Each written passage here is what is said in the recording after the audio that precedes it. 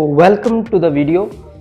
ਆਪਾਂ अपनी जो वीडियो है आज स्टार्ट करेंगे अपने रीडिंग मॉड्यूल से। और रीडिंग मॉड्यूल में जो आप करेंगे, मैंने जैसे पहले ही बता दिया, भी मैच द इंफॉर्मेशन या विच पैराग्राफ कंटेन इंफॉर्मेशन, उसको आप डील करना है। बड़े ही इजी, देखना कितनी आसानी से अब सारा कुछ क्लियर होगा। ठीक है, तो अपने पास ये है अपनी जो है रीडिंग।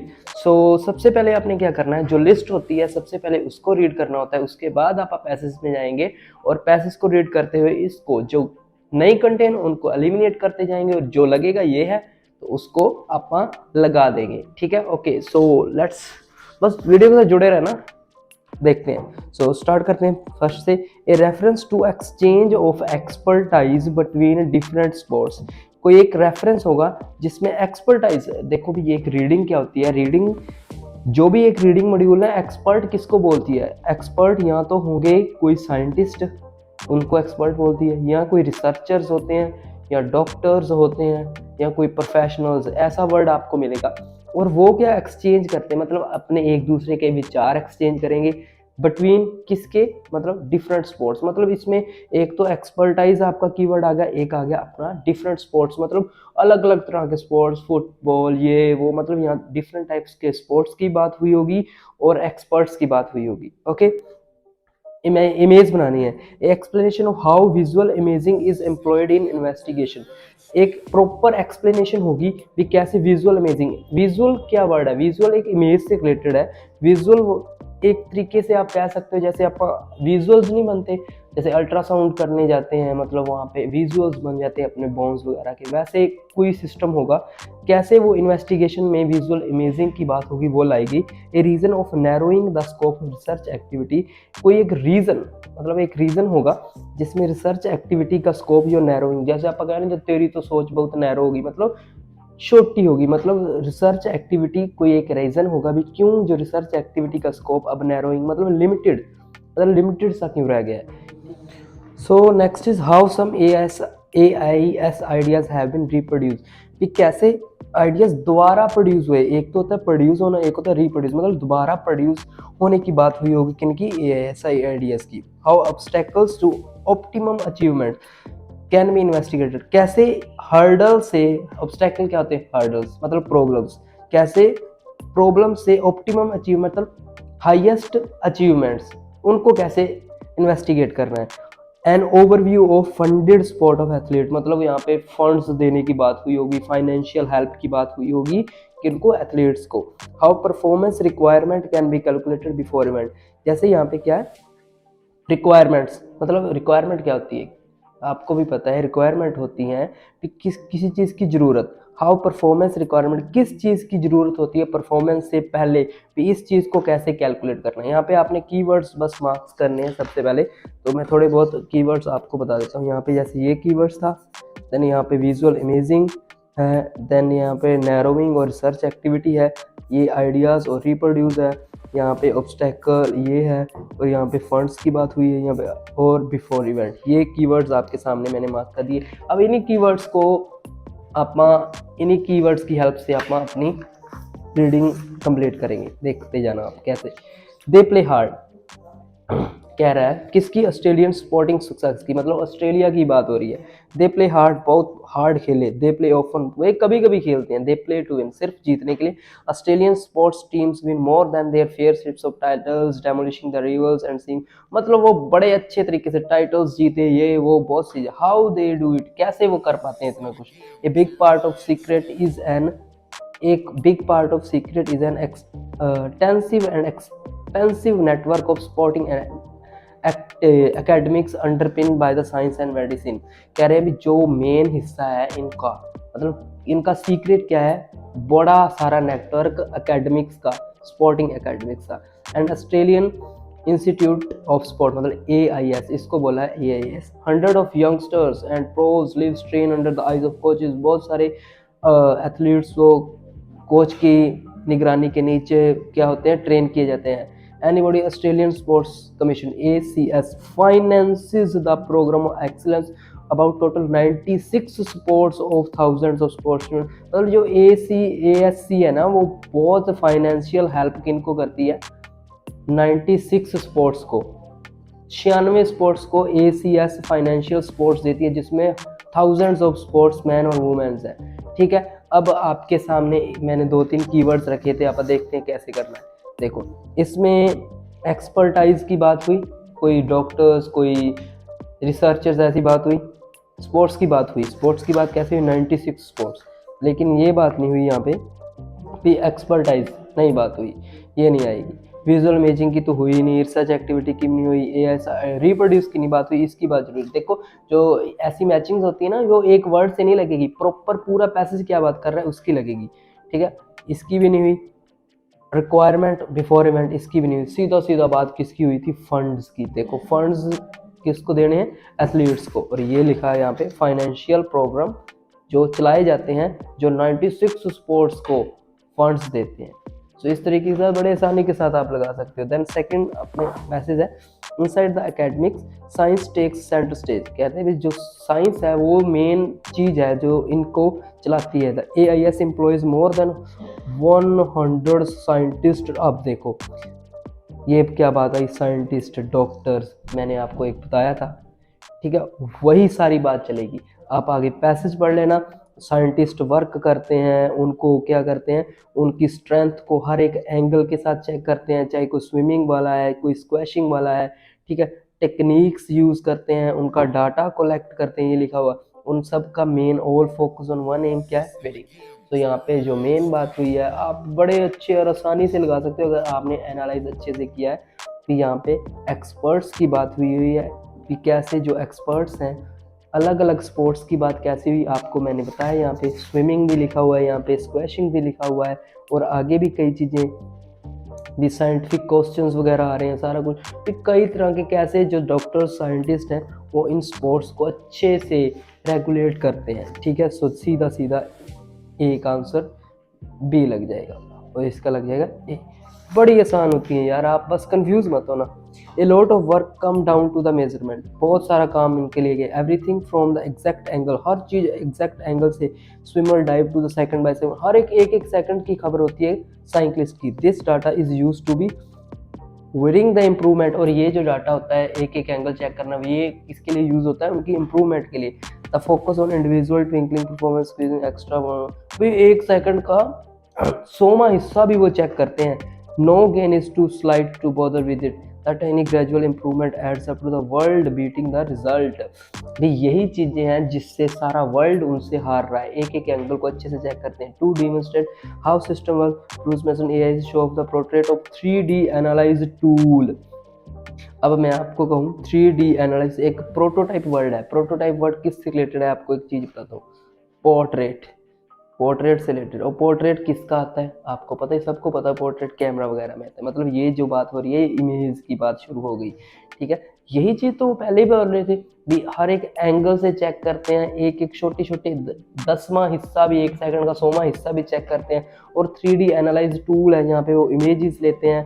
ठीक है, आगे भी देख सकते हो, स्लो मोशंस लेते हैं और एनालाइज करते हैं भी कैसे वो हाथ पैर कैसे किस एंगल से हिला रहे हैं। एक चीज़ पूरी फ्रेम में, एक पूरी मतलब इमेजिंग की बात इसमें कर दी। आप देख सकते हो हर एक चीज़, हर एक सेकंड्स वो चेक करते हैं। सो आपको पता ही होना चाहिए इमेज की बात किस में हुई थी, विजुअल इमेजिंग ये रहा। क्योंकि सर्च एक्टिविटी की तो बात हुई नहीं, रिप्रोड्यूस की भी नहीं हुई, अचीवमेंट की भी नहीं हुई और इवेंट की भी नहीं हुई। सो इमेज की बात यहीं पे हुई है। सो इसका आंसर सीधा सीधा सी लग जाएगा। सो बड़ी आसान होती हैं। टेक ए लुक, देन क्या हुआ? कह रहा है take a look, Mason's pulling out a sheet of data, he points out data on swimmers seconds and third place. भी उसने डाटा लिया, उसने डाटा को स्विमर्स का जो सेकंड और थर्ड प्लेस पे जो आए हैं उनका डाटा चेक करने लग गया। One who finish the third actually the swim fast, तो कह रहे हैं which shows that one who finish the third actually the swim faster. कह रहे हैं जो तीसरे नंबर पे खत्म की है ना जिसने, एक्चुअली वो ज़्यादा फास्टर है, पहले नंबर वाला नहीं है। So why did he finish 35 hundreds of second sound. फिर भी वो पहले वाले से 35 1 सेकंड का 35वां हिस्सा इतना कम क्यों रह गया? He turns time were 44 hundreds of second जो उसका टाइम था। He can improve his turns how do better this kind of accuracy IAS centres just bringing to stage.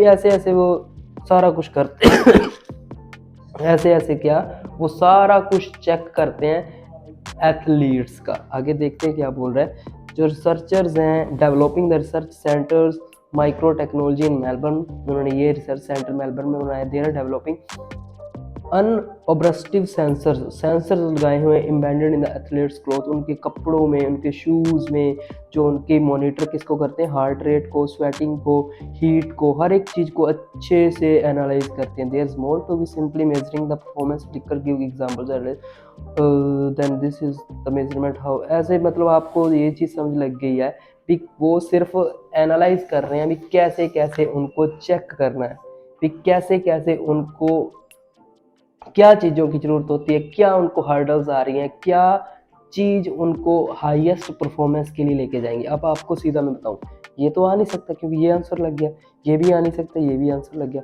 अब रिसर्च एक्टिविटी लिमिटेड होना, ऐसी तो बात हुई ही नहीं। एआई आइडिया रिप्रोड्यूस, ऐसे भी बात नहीं हुई।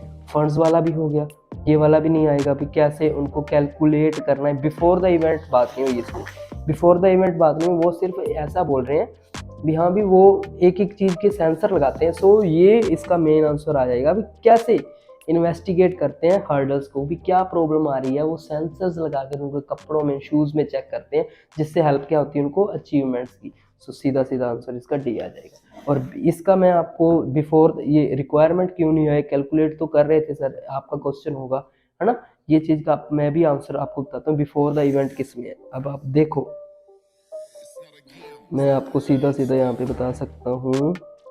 ये देखो, using data is a complex business, कह रहे हैं भी डाटा को यूज करना complex business. Well before the championship, before the championship क्या चीज़ें प्रिपेयर करनी होती हैं उनको, ये बता रहे हैं। उनको एक मॉडल प्रोवाइड कराते थे बिफोर द चैंपियनशिप, उनको एक कंपटीशन मॉडल दे देते थे, बिल्कुल एग्जैक्ट ऐसे बिहेव करता था जैसे वो कंपटीशन में बैठे हैं, जिनके कारण उनका कॉन्फिडेंस था। देख सकते हो आप कितनी लेंथ के लिए कितनी फ्रिक्वेंसी चाहिए, हर एक चीज़ वो पहले ही उनको ट्रेंड कर देते थे। कहाँ, before the championship. Before the championship से क्या मतलब, बिफोर द इवेंट क्या रिक्वायरमेंट थी, तो इसका ई आ जाएगा 7 का। तो इस तरीके के साथ आपने ईजिली आपने सारी की सारी मैच द हेडिंग्स कर देनी है। बस बात ये है आपको एनालाइज करनी आनी चाहिए, बस खेल इसी का है। पैसेज तो मिनट में पता चलते हैं, बस इसको अच्छे से एनालाइज करो। एक्सपर्टाइज में ये हो सकता है, डिफरेंट स्पोर्ट्स में ये, विजुअल इमेजिंग में जैसे मैंने इमेज बनाई थी, हाँ भी इमेज की बात होगी। एक्सपर्टाइज में डॉक्टर्स की बात होगी। रिसर्च एक्टर ये तो था ही नहीं, रिप्रोड्यूस वाला होगा, अपन ने नहीं किया। इन्वेस्टिगेट कैसे कर रहे हैं अपन ने देखा, इन्वेस्टिगेशन का क्या मतलब होता है, हर चीज़ बारीकी से याद करना, बारीकी से चेक कैसे करते हैं, वो सेंसर्स लगा के कपड़ों में, शूज़ में, वो भी अपने फंड्स की भी बात हुई, बिफोर द इवेंट्स वाली बात हुई। तो इस तरीके के साथ हमने पहले इसको एनालाइज करना आ गया, सारे की इंफॉर्मेशन, सारा का सारा जो होती है विच पैराग्राफ कंटेन इंफॉर्मेशन आपकी हो जाएगी। ठीक है, और इसके बाद आप मूव करते हैं अपनी राइटिंग टॉपिक की तरफ। ओके, सो आपका जो राइटिंग का टास्क है वो आपके सामने है। विदाउट वेस्टिंग टाइम मैं सीधा टॉपिक पे आता हूँ। Children are facing more pressure nowadays from the academic, social, commercial perspective. कह रहे हैं भी आजकल जो बच्चे हैं बहुत सारा प्रेशर वो फेस कर रहे हैं। किन किन केसेस में, एकेडमिक के केसेस में, मतलब स्टडीज़ के पर अगर स्टडीज़ में लगाएं वहाँ पे भी, सोशल मतलब सोसाइटी से भी, कमर्शियल पर्सपेक्टिव मतलब कमर्शियल कोई भी आप बिजनेस से रिलेटेड या कुछ भी कह सकते हो। ठीक है, व्हाट आर द कॉजेज, क्या रीज़न है, and what are the solutions taken, और क्या सॉल्यूशंस हैं। ठीक है, अब इसमें एक बात ऐसे है, अभी इसके बहुत सारे आइडियाज़ बन सकते हैं, स्टडी के अलग बन सकते हैं, सोसाइटी के अलग, और कमर्शियल पर्पसेस के अलग। आपने सिर्फ एक चीज़ उठानी है और उसको अच्छे से एक्सप्लेन कर देना है। उसमें बात होनी चाहिए प्रेशर की और उसके सोल्यूशन की। जो भी चीज़ आप उठाओगे वो थोड़ा सोच कर उठाना भी, उसको आप लिख सकते हो कि नहीं लिख सकते। अगर मैं नॉर्मल बात करूँ, आजकल जो बच्चे स्टडीज़ में किस चीज़ का प्रेशर फील कर रहे हैं, कंपटीशन बहुत बढ़ गया है। वही चीज़ मैंने यहाँ पे एक्सप्लेन की है। कंपटीशन कैसे, मान लो आप यूनिवर्सिटीज़ में एडमिशन लेना है तो सीटें होती हैं 100, एडमिशन फॉर्म फिल होते हैं लाख, तो कंपटीशन है तो उसका प्रेशर बच्चे पे पड़ेगा ही पड़ेगा। प्लस और क्या है, प्रेशर क्या हो सकता है भी, पेरेंट्स क्या है, वो फोर्स करते हैं उनको। अगर बच्चे का इंटरेस्ट आर्ट में है, नहीं आर्ट्स में नहीं है, नहीं तू मेडिकल कर, ठीक है, ये भी प्रेशर है। तो अब मैं बात ये कर रहा हूँ, अगर आपने ये दोनों लिखे हैं तो सोल्यूशन भी इन दोनों के लिखने पड़ेंगे। ये नहीं है अभी लिख ऊपर कुछ रहे हो, सोल्यूशन किसके डाल दिए, तो वो चीज़ गलत हो जाएगी। ठीक है। So let's start our topic.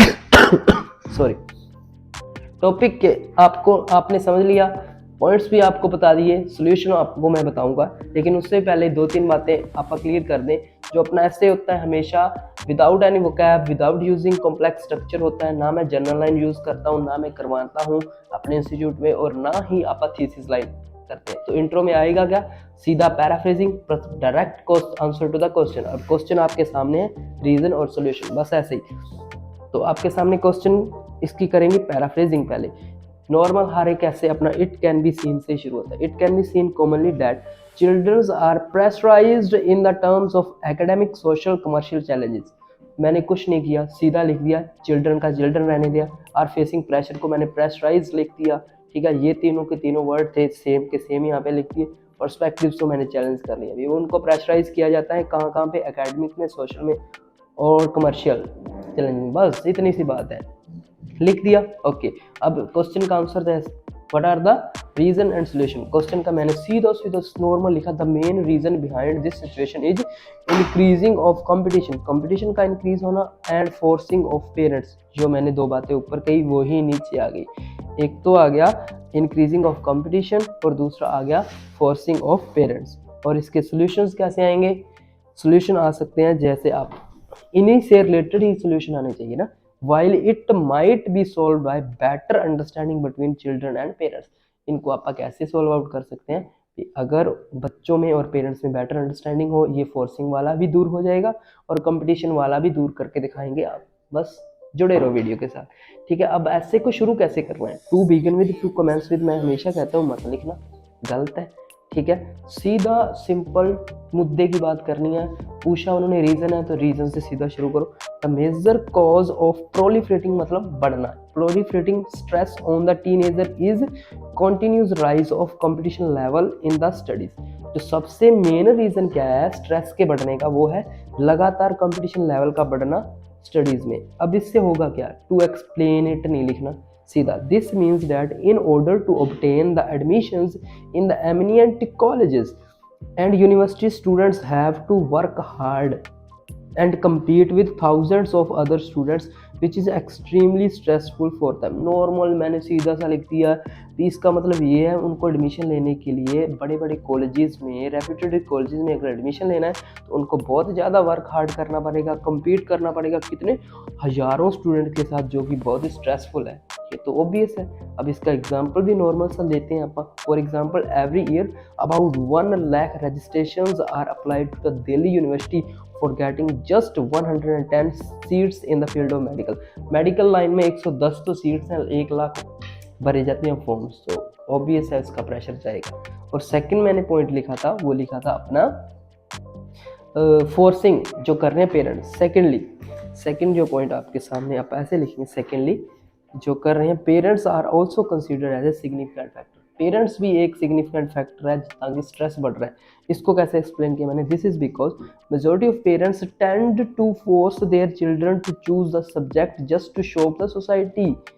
कह रहे हैं अभी, मैं कह रहा हूँ पेरेंट्स क्या है, फोर्स करते हैं अपने बच्चों को वो सब्जेक्ट चूज करे जो सोसाइटी, जिसको वो सोसाइटी में शो ऑफ कर सके। Personal interest of childrens are ignored by them, जिसके कारण क्या होता है, अभी उनका पर्सनल इंटरेस्ट होता है जिनमें वो जाना चाहते हैं, वो इग्नोर कर दिया जाता है। Therefore it directly impact on the mental health of the teenager and its consequences are really very destructive. So इनके कारण उनकी मेंटल हेल्थ पे सीधा प्रभाव पड़ेगा और इसके जो कॉन्सिक्वेंसेज है वो बहुत ज़्यादा डिस्ट्रक्टिव होने वाले हैं फ्यूचर में। सिंपल सीधा, कोई वोकैब नहीं, कोई कुछ नहीं, सीधा मुद्दे की बात अच्छे से समझ आ रहा है सबको, बड़े अच्छे से ऐसे जाएगा, ठीक है, ऐसे ही लिखना है, ठीक है। देन सेकेंड पॉइंट अपन ने सोल्यूशन करने हैं। कोई to on the other hand नहीं लिखना, टू टैकल इट, कुछ नहीं ऐसे लिखना, सीधा। The pressurised problem on juvenile can be mitigated by, कैसे, अब देखो मैंने एडमिशन्स की बात की थी, भी हायर परसेंटेज होती हैं, इसके कारण उनको स्ट्रेस होता है। सो एक तो या तो उनकी कट ऑफ को कम कर दिया जाए या फिर सीट्स को बढ़ा देना चाहिए, तो ऐसा ही सोल्यूशन होगा कोई। तो वही मैंने लिखा है, mitigated by cut off the percentage by institute, जो कट ऑफ है उनको रिड्यूस कर देना चाहिए इंस्टीट्यूट्स के द्वारा। If the higher educational institutes lower the threshold grade, threshold grade क्या होती है कि अगर मान लो कोई यूनिवर्सिटी है, मान लो दिल्ली यूनिवर्सिटी है, वो अपना एक थ्रेशोल्ड ग्रेड लगा देती है भी 90% से अबव जो बच्चे होंगे उनका ही होगा। सो अगर वो उनको कम कर दें तो बहुत सारे बच्चों को चांस मिल जाएगा यार, प्रेशर कम हो जाएगा उनका। तो वही बात मैंने लिखा, if the higher education institute lowers, उसको लोअर कर दे किसको, थ्रेशोल्ड ग्रेड को, regarding the admission, it would be a big relief for the children, a vast amount of children get chance to study in professional colleges and university. देखो यार simple language लिखी है मैंने इसमें, कोई इधर उधर की बातें नहीं मानी, सीधी जो बात है मुद्दे की वही की है, ठीक है। और दूसरा पॉइंट था पेरेंट्स वाला, moreover parents should let their children to make their career choose rather than forcing themself. और उनको पेरेंट्स को भी क्या करना चाहिए, फ्रीडम देनी चाहिए बच्चों की, जो तेरा चीज़ जी करता है वो तो चूज कर, ओके, रेदर देन उनको फोर्स करे। As a result children can perform well if they study the subject that they are interested in and it also improved beneficial for their future. So अगर बच्चे वो subject choose करेंगे जिनका उनमें interest है तो ये पक्का इसका जो परफॉर्मेंस होगी उनकी वेल होगी और उनका फ्यूचर है उसके लिए भी बेनिफिशियल होगा। फॉर इंस्टेंस माई ब्रदर, अब मैंने बहुत सारे बच्चे कहते हैं पर्सनल एग्जाम्पल नहीं करना है, देखो मैंने डाला है personal example. My brother choose the stream of arts in senior secondary education and now, मैंने लिखा है उसने आर्ट्स स्ट्रीम चूज की थी, now he is a manager, अब वो मैनेजर है कहाँ पे, in a civil bank. However his parents also supported by this line of academics, और उसके पेरेंट्स ने भी उनका सपोर्ट किया, उन्होंने उसको डिसअप्रूव नहीं किया, उन्होंने उसका सपोर्ट किया। ठीक है आर्ट्स है तो आर्ट चूज़ कर, लेकिन वो आर्ट्स में भी एक अच्छा बैंक मैनेजर बन गया। तो ऐसा आप लिख सकते हैं कि अगर वो उसी लाइन को चूज़ करे जिस पर इंटरेस्ट है तो सक्सेसफुल होने के चांस बढ़ जाते हैं। ठीक है, कंक्लूजन में नॉर्मल कंक्लूजन सारी चीज़ें जो पहले बीपी में सेकंड थी वही लिखनी है। In these days competition between students has increased, यही मैंने लिखा है, and forcing of children to take the academics also create the pressure on the children. एक तो कंपटीशन और दूसरा जो फोर्स कर रहे हैं, ये दोनों क्या है, प्रेशर बढ़ा रहे हैं। However it can be resolved through by decreasing the admission percentage in university and by good collaboration among children and parents. उनमें दोनों में जो म्यूचुअल अंडरस्टैंडिंग भी एक वर्ड यूज़ कर सकते हो यहाँ पर, म्यूचुअल अंडरस्टैंडिंग हो पेरेंट्स की और बच्चों की, उससे भी ये चीज़ें सॉल्व आउट हो सकती हैं। सो इस तरीके के साथ अपने ऐसे अपना लिखना है। ठीक है, ये प्रॉब्लम सॉल्यूशन वाला ऐसे था। बस आपने 2-3 बातें याद रखनी है। इंट्रो में no general line, no thesis, ये नहीं लिखनी क्या है, सीधा पैराफ्रेजिंग एंड डायरेक्ट आंसर। जितना सिंपल हो सके उतना सिंपल आपने लिखना है। ठीक है, जो सीधा समझ आए अगले को। ठीक है, पीपीज में कनेक्टर्स यूज़ नहीं करने ज़्यादा, कनेक्टर्स का यूज़ कम करना है। ठीक है, यूज़ क्या करना है, simple and conditional sentences. Conditional sentence मैंने यूज़ किया था, जैसे इफ़ वाला जो कंडीशन लगती है ना, इफ़ वाले सेंटेंस में कंडीशन लगती है। आई विल शो यू, मैंने यहाँ पे यूज़ किया था, ये रहा, इफ़ द हायर एजुकेशन, अगर ऐसा कर लें तो इफ़ क्या है, कंडीशनल सेंटेंस होता है। ऐसे यूज़ करके आप अच्छे से समझा पाओगे। ठीक है, ऐसे आपने अपना राइटिंग का टास्क लिखना है। ठीक है, इस तरीके के साथ लिख कर आओगे तो मैं ऑब्वियस है, मैं ज़्यादा आपको दावे नहीं करता, भी आपको बड़े सपने दिखाता। 6.5 प्लस तो 100% श्योरिटी के साथ मैं कहता हूँ आते हैं और आएंगे।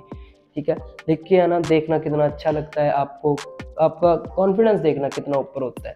भी एक अच्छे से विदाउट कोई टेम्पलेट का खुद का ऐसे लिख कर आओगे, कॉम्पिटिशन बहुत, मतलब कॉन्फिडेंस बहुत ऊपर जाएगा। ठीक है, अब क्या है, आपको मैं इसके बाद एक लिसनिंग का चैलेंज दूंगा अभी। ठीक है, लिसनिंग में क्या है, सिर्फ प्रैक्टिस ही होती है यार, कितना कुछ कोई इतना कोई थ्योरेटिकल तो चीज़ होती नहीं। अब आपके सामने मैं एक पेज रखूँगा, ठीक है, और एक लिसनिंग चलवाऊँगा।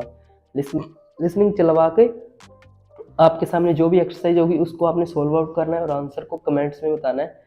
ठीक है, और मैं बताऊंगा भी हाँ भी कितने स्टूडेंट के कितने सही हैं। ये एक तरह का चैलेंज ही होगा। ठीक है, एक सिंपल एक्सरसाइज का चैलेंज है, उसके बाद आप स्पीकिंग करके इस वीडियो को एंड करेंगे। ठीक है, okay, now turn to our listening module. So guys, आपके सामने एक एक्सरसाइज है, यहाँ पे आपके सामने ना फिलअप्स दिए हुए हैं। आपने क्या करना है, मैं अभी एक रिकॉर्डिंग चलाऊंगा इधर से, और आपने ये जो फिलअप्स है 1 2 3 4 और ऐसी एक और एक्सरसाइज करेंगे। आपका अब चैलेंज है, ठीक है, 1 2 3 4 इसके हैं और आई थिंक 5 उसके हैं।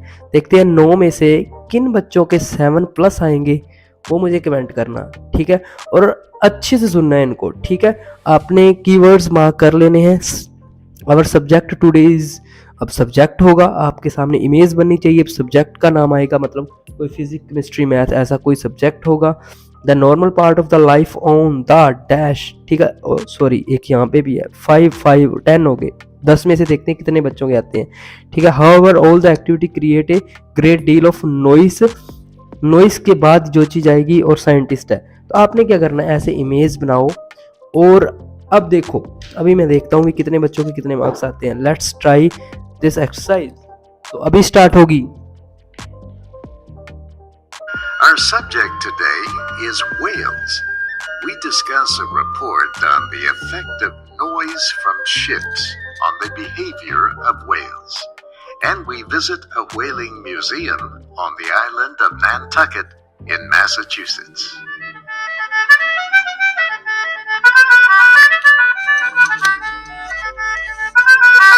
Passenger ships, trade ships, and fishing boats are a normal part of life on the open sea. However, all their activity creates a great deal of noise underwater.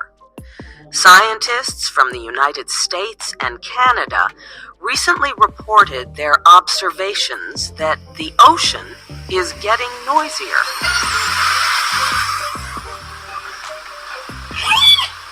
That is sound recorded with equipment placed underwater near the busy shipping lanes off Vancouver Island in Canada.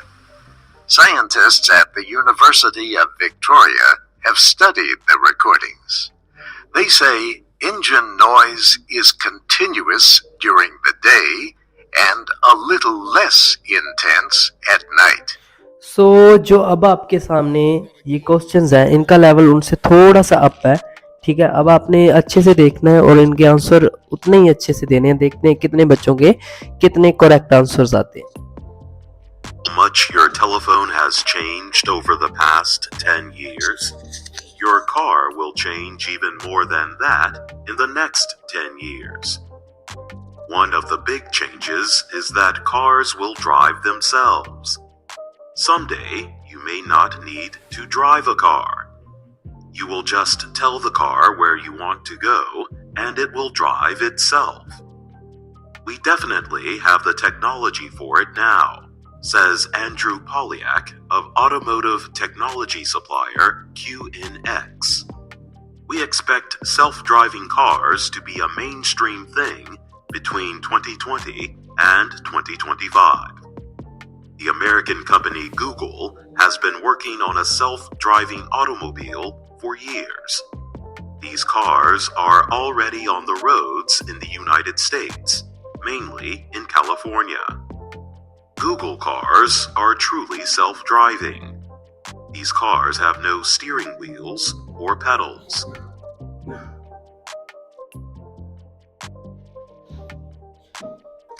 So I think ਇਹ ਜਿਹੜੀ listening ਸੀ ਇੱਥੋਂ ਤੱਕ ਹੀ ਸੀਗੀ, ਕਿਉਂਕਿ ਇਹਦੀ recording ਇੰਨੀ ਹੀ ਹੋ ਪਾ ਰਹੀ ਆ। ਸੋ ਆਪਾਂ ਦੇਖਦੇ ਹਾਂ ਵੀ ਇੰਨੇ ਜੇ ਵੀ ਰਿਕਾਰਡਿੰਗ ਹੋ ਗਈ ਤਾਂ ਇੰਨੇ ਚੋਂ ਹੀ ਮੈਨੂੰ ਸਟੂਡੈਂਟਸ ਆਪਣੇ ਜਿਹੜੇ ਕੁਐਸਚਨਸ ਨੇ ਉਹਨਾਂ ਦੇ ਆਨਸਰਸ ਕਮੈਂਟ ਕਰਕੇ ਦੱਸਣ ਵੀ ਕਿੰਨੇ ਸਾਡੇ ਸਹੀ ਹੋਏ ਆ ਤੇ ਕਿੰਨੇ ਗਲਤ, ਠੀਕ ਹੈ। ਇਹਦੇ ਆਨਸਰਸ ਮੈਂ ਤੁਹਾਨੂੰ ਇੰਝ ਕਰਿਓ, ਤੁਸੀਂ ਮੈਨੂੰ ਕਮੈਂਟ ਹੀ ਕਰ ਦਿਓ, ਜਿਹੜੇ ਵੀ ਸਟੂਡੈਂਟ ਨੇ ਕੀਤੀ ਹੋਊਗੀ ਮੈਂ ਆਨਸਰ ਤੁਹਾਨੂੰ ਦੱਸ ਦੂੰਗਾ ਵੀ ਕਿਹੜੇ ਬੱਚੇ ਦੇ ਕਰੈਕਟ ਕਮੈਂਟ ਦੇ ਵਿੱਚ ਹੀ ਮੈਂ ਤੁਹਾਨੂੰ ਉਹਦੇ ਆਨਸਰ ਦੱਸ ਦੂੰਗਾ। ਓਕੇ, ਸੋ ਇਹ ਸੀਗਾ ਆਪਣਾ ਲਿਸਨਿੰਗ ਮੋਡਿਊਲ। ਦੇਖੋ ਲਿਸਨਿੰਗ ਜਿਹੜੀ ਜ਼ਿਆਦਾਤਰ ਸਟੂਡੈਂਟ ਦੇ ਖੁਦ ਤੇ ਡਿਪੈਂਡ ਕਰਦੀ ਆ, ਕਿੰਨੇ ਕੁ ਐਫਰਟਸ ਤੁਸੀਂ ਲਿਸਨਿੰਗ ਨੂੰ ਦੇ ਰਹੇ ਹੋ, ਕਿੰਨੇ ਕੁ ਵਧੀਆ ਤਰੀਕੇ ਨਾਲ ਤੁਸੀਂ ਡੀਲ ਕਰ ਰਹੇ ਹੋ, ਉਹ ਚੀਜ਼ਾਂ ਬਹੁਤ ਜ਼ਿਆਦਾ ਮੈਟਰ ਕਰਦੀਆਂ ਵਾ ਇਸ ਕੇਸ ਦੇ ਵਿੱਚ। ਸੋ ਲਿਸਨਿੰਗ ਨੂੰ ਕਰਨ ਲਈ ਕੰਟੀਨਿਊਸ ਪ੍ਰੈਕਟਿਸ ਚਾਹੀਦੀ ਆ। ਕੰਟੀਨਿਊਸ ਪ੍ਰੈਕਟਿਸ ਤੁਹਾਡੀ ਹੋਊਗੀ ਤਾਂ ਤੁਸੀਂ ਵਧੀਆ ਤਰੀਕੇ ਨਾਲ ਲਿਸਨਿੰਗ ਕਰ ਸਕਦੇ ਹੋ। ਤੇ ਲਿਸਨਿੰਗ ਇੱਕ ਐਵੇਂ ਦਾ ਮੋਡਿਊਲ ਆ ਜਿਹੜਾ 9 ਆਊਟ ਆਫ 9 ਬੈਂਡ ਤੁਹਾਨੂੰ ਦਵਾ ਸਕਦਾ। ਸੋ ਇਹਦੇ ਉੱਤੇ ਕੰਟੀਨਿਊਸ ਪ੍ਰੈਕਟਿਸ ਰੱਖਿਆ ਕਰੋ, ਬੜੇ ਵਧੀਆ ਤਰੀਕੇ ਨਾਲ ਤੁਹਾਡੀ ਲਿਸਨਿੰਗ ਹੋ ਸਕਦੀ ਹੈ। Okay, now we are turning toward our last and final module that is called speaking, ठीक है। So let's turn to our listening module, speak। ਸੋ ਹੁਣ ਆਪਾਂ ਸ਼ੁਰੂ ਕਰਨ ਜਾ ਰਹੇ ਹਾਂ ਆਪਣਾ ਫਾਈਨਲ ਮੋਡਿਊਲ ਜਿਹੜਾ ਕਿ ਆ ਸਪੀਕਿੰਗ। ਸਪੀਕਿੰਗ ਤੋਂ ਪਹਿਲਾਂ ਮੈਂ ਥੋੜੀ ਜਿਹੀ ਇਨਫੋਰਮੇਸ਼ਨ ਦੇ ਦਵਾਂ, ਜੇ ਕਿਸੇ ਵੀ ਬੱਚੇ ਨੂੰ ਆਨਲਾਈਨ ਕਲਾਸਿਸ ਚਾਹੀਦੀਆਂ ਹੋਣ, ਪਲੀਜ਼ ਇਹ ਜਿਹੜਾ ਨੰਬਰ ਹੈ ਇੱਕ ਤਾਂ 8168321916 ਜਾਂ ਤਾਂ ਇਹਦੇ ਤੇ ਜਾਂ ਫਿਰ 94674 82885 ਸੌਰੀ 9867488225 ਇਹਨਾਂ ਦੋਨਾਂ ਤੋਂ ਇੱਕ ਨੰਬਰ ਦੇ ਉੱਤੇ ਤੁਸੀਂ WhatsApp ਤੇ ਸਾਨੂੰ ਮੈਸੇਜ ਸੈਂਡ ਕਰੋ, ਤੁਹਾਨੂੰ ਸਾਰੀ ਇਨਫੋਰਮੇਸ਼ਨ ਫੀ ਦੀ ਟਾਈਮਿੰਗ ਦੀ ਇੱਥੇ ਮਿਲ ਜੂਗੀ। ਦੈਨ ਹੁਣ ਲਾਸਟ ਮੋਡਿਊਲ ਆ ਗਿਆ ਆਪਣਾ ਸਪੀਕਿੰਗ। ਦੇਖੋ ਪਿਛਲੀ ਵਾਰ ਜਿਹੜਾ ਆਪਾਂ ਕੀਤਾ ਸੀ ਉਹਦੇ 'ਚ ਆਪਾਂ ਪਰਸਨ ਤੋਂ ਰਿਲੇਟਡ ਸਾਰੇ ਕਿਊ ਕਾਰਡ ਕਵਰ ਕਰਦੇ ਸੀ। ਅੱਜ ਆਪਾਂ ਕਰਾਂਗੇ ਪਲੇਸ ਤੋਂ ਰਿਲੇਟਡ। ਤਾਂ ਉਸੇ ਤਰੀਕੇ ਦਾ ਇੱਕ ਮੈਂ ਸਟਰਕਚਰ ਲੈ ਕੇ ਆਇਆ ਵਾਂ ਪਲੇਸ ਤੋਂ ਰਿਲੇਟਡ ਕਿਊ ਕਾਰਡਸ ਦਾ। ਤੁਸੀਂ ਕੀ ਕਰਨਾ, ਜਸਟ ਇੱਕ ਵਰਡ ਯਾਦ ਰੱਖਣਾ, ਪਲੇਸ ਮਤਲਬ ਸਾਰਿਆਂ ਨੂੰ ਪਤਾ ਕਿੱਥੇ ਜਾਣਾ ਤੁਸੀਂ, ਕੈਨੇਡਾ ਕਰਦੇ ਹੋ। ਕੈਨੇਡਾ ਦੇ ਵਿੱਚ ਬੜੀ ਫੇਮਸ ਜਗ੍ਹਾ ਵਾ ਜਿਹਨੂੰ ਕਹਿੰਦੇ ਨਾਇਗਰਾ ਫਾਲਸ। ਤੁਸੀਂ ਬਸ ਜਦੋਂ ਵੀ ਪਲੇਸ ਤੇ ਆ ਗਿਆ ਤੁਹਾਡੇ ਦਿਮਾਗ ਦੇ ਵਿੱਚ ਨਾਇਗਰਾ ਵਰਡ ਆ ਜਾਣਾ ਚਾਹੀਦਾ, ਠੀਕ ਆ। ਇਹੀ ਨਾਇਗਰਾ ਤੁਹਾਨੂੰ ਸਾਰੇ ਪਲੇਸ ਤੋਂ ਰਿਲੇਟਡ ਕਿਊ ਕਾਰਡਸ ਨੇ ਉਹਨਾਂ ਨੂੰ ਕਵਰ ਕਰਵਾਊਗਾ। ਕਿਵੇਂ ਕਰਵਾਊਗਾ? ਫਸਟ ਇਜ਼ ਐਨ ਤੋਂ ਨੇਮ ਆਫ ਦਾ ਪਲੇਸ, ਉਸ ਪਲੇਸ ਦਾ ਨਾਮ, ਠੀਕ ਹੈ। ਦੈਨ ਇਨਫੋ, ਉਸ ਪਲੇਸ ਦੀ ਇਨਫੋਰਮੇਸ਼ਨ ਕਿਵੇਂ ਦੀ, ਕਿੰਨੇ ਕਿਲੋਮੀਟਰ ਆਵੇ ਆ ਤੁਹਾਡੇ ਹੋਮ ਤੋਂ, ਜਾਂ ਕਿੰਨਾ ਟਾਈਮ ਲੱਗਦਾ, 2 ਤੋਂ 3 ਘੰਟੇ ਲੱਗਦੇ ਆ, ਠੀਕ ਹੈ। ਏ ਤੋਂ ਏਮ ਕੀ ਸੀ, ਤੁਸੀਂ ਉੱਥੇ ਕਿਉਂ ਗਏ, ਠੀਕ ਆ। ਉਹਦਾ ਕੋਈ ਵੀ ਏਮ ਆ ਸਕਦਾ ਤੁਹਾਡਾ, ਮੰਨ ਲਓ ਐਗਜ਼ਾਮ ਸੀਗਾ, ਆਇਲਸ ਦਾ ਐਗਜ਼ਾਮ ਸੀਗਾ, ਏਮ ਮਤਲਬ। ਫਿਰ ਉਸ ਸਿਟੀ ਦੀਆਂ ਗੁੱਡ ਥਿੰਗਸ, ਮਤਲਬ ਜਿਹੜੀਆਂ ਚੀਜ਼ਾਂ ਤੁਹਾਨੂੰ ਉੱਥੇ ਵਧੀਆ ਲੱਗੀਆਂ, ਮਤਲਬ ਉੱਥੋਂ ਦਾ ਇਨਵਾਇਰਮੈਂਟ, ਠੀਕ ਹੈ, ਉੱਥੋਂ ਦੇ ਰੂਲਸ, ਉੱਥੋਂ ਦੀ ਕਲੀਨਲੀਨੈਸ, ਜੋ ਚੀਜ਼ ਤੁਹਾਨੂੰ ਵਧੀਆ ਲੱਗੀ। ਦੈਨ ਇਹ ਇੱਕ ਹੋਰ ਹੈ, ਮਤਲਬ ਉਹਦੇ 'ਤੇ ਤੁਸੀਂ ਦੱਸਣਾ ਐਕਟੀਵਿਟੀਜ਼, ਤੁਸੀਂ ਉੱਥੇ ਕੀ ਕੀਤਾ, ਠੀਕ ਹੈ। ਮੰਨ ਲਓ ਤੁਸੀਂ ਚੰਡੀਗੜ੍ਹ ਗਏ, ਤੁਸੀਂ ਲਿਖੋਗੇ ਅਸੀਂ ਅਲਾਂਟੇ ਮਾਲ ਗਏ, ਠੀਕ ਹੈ, ਉੱਥੇ ਅਸੀਂ ਘੁੰਮੇ ਫਿਰੇ, ਸ਼ੋਪਿੰਗ ਕੀਤੀ, ਦੈਨ ਅਸੀਂ ਲੇਕ 'ਤੇ ਬੋਟਿੰਗ ਕੀਤੀ, ਮਤਲਬ ਐਕਟੀਵਿਟੀਜ਼ ਦੱਸਣਾ, ਠੀਕ ਹੈ। ਆਰ ਤੋਂ ਰਿਫਰੈਸ਼ਮੈਂਟਸ, ਹੁਣ ਗਏ ਹੋ ਕਿਤੇ ਖਾਓਗੇ ਅਤੇ ਪੀਓਗੇ, ਤਾਂ ਰਿਫਰੈਸ਼ਮੈਂਟਸ ਦੇ ਵਿੱਚ ਤੁਸੀਂ ਕੁਛ ਲਿਖ ਸਕਦੇ ਹੋ। ਜਦੋਂ ਚੰਡੀਗੜ੍ਹ ਗਏ ਅਸੀਂ CCD 'ਚ ਗਏ, ਉੱਥੇ ਦੀ ਕੌਫੀ ਟਰਾਈ ਕੀਤੀ, ਠੀਕ ਆ। ਅਸੀਂ ਡੋਮੀਨੋਜ਼ ਦੇ ਪੀਜ਼ਾ ਟਰਾਈ ਕੀਤਾ, ਟਿਮ ਹੋਰਟਨ ਆ ਗਿਆ ਹੁਣ, ਉੱਥੇ ਅਸੀਂ ਲੈਮਨੇਡ ਵਗੈਰਾ ਜੋ ਵੀ ਤੁਸੀਂ ਟਰਾਈ ਕੀਤਾ। ਦੈਨ ਇਹ ਤੋਂ ਤੁਹਾਡਾ ਐਕਚੁਅਲ ਐਕਸਪੀਰੀਅੰਸ, ਤੁਹਾਡਾ ਐਕਸਪੀਰੀਅੰਸ ਕਿਵੇਂ ਦਾ ਰਿਹਾ, ਵਧੀਆ ਰਿਹਾ, ਜਿਵੇਂ ਮਰਜ਼ੀ ਰਿਹਾ, ਉਹ ਤੁਸੀਂ ਇੱਥੇ ਦੱਸ ਸਕਦੇ ਹੋ। ਸੋ ਜਿੰਨੇ ਵੀ ਪਰਸਨ ਤੋਂ ਰਿਲੇਟਡ ਕਿਊ ਕਾਰਡ ਨੇ ਤੁਹਾਡੇ ਇਸ ਵਰਡ ਨੇ ਪਲੇਸ ਤੋਂ ਰਿਲੇਟਡ ਸਾਰੇ ਕਵਰ ਕਰਾ ਦੇਣੇ। ਫੋਰ ਐਗਜ਼ਾਮਪਲ ਮੈਂ ਸੈਂਪਲ ਦੇਵਾਂ ਕਿ describe the place where you like to visit, ਕੋਈ ਵੀ ਆ ਸਕਦਾ ਤੁਹਾਡਾ ਫੇਵਰੇਟ ਪਲੇਸ, ਕੁਛ ਵੀ, ਠੀਕ ਆ। ਉਹਦੇ 'ਚ ਤੁਸੀਂ ਨਾਇਗਰਾ ਵਰਡ ਲਿਖਣਾ ਵਾ, ਸਾਰੀਆਂ ਚੀਜ਼ਾਂ ਲਿਖਣੀਆਂ। There are many instances in my life, या फिर there are many places in my life which I explored, but today I would like to describe one of my favorite destination to visit, फिर उस place का नाम, that is Chandigarh, ठीक है। फिर information, actually the Chandigarh is about 7 to 4 hours from my house, and it is according 250 kilometer away from my hometown, ठीक है। Then aim, the main purpose that I have visited that place in the last month is actually I had to appear for my IELTS exam, ਠੀਕ ਹੈ। ਜਦੋਂ ਉਹਦੇ 'ਚ ਮੈਨੂੰ appear ਹੋਣਾ ਸੀ ਤਾਂ ਕਰਕੇ ਮੈਂ ਉੱਥੇ ਗਿਆ। The main things, ਦੇਖੋ ਜਦੋਂ ਵੀ ਤੁਸੀਂ ਕਿਊ ਚੇਂਜ ਕਰਦੇ ਹੋ ਥੋੜ੍ਹਾ ਜਿਹਾ ਤੁਸੀਂ ਨਾ ਹਾਈਲਾਈਟ ਕਰਨਾ ਉਹਦੇ 'ਚ। The main things about that city is its well developed infrastructure as well as well developed roads, and the environment of the city is really mesmerized me. Mesmerized matlab because there is no dust around the roads and there was lots of greenery, ठीक है, and all the peoples obey their rules and regulation, either it is traffic rules or any road कोई भी rules, either it is any another type of rules, सारे मतलब चंगियां चीज़ां दस देनियां साढ़ा।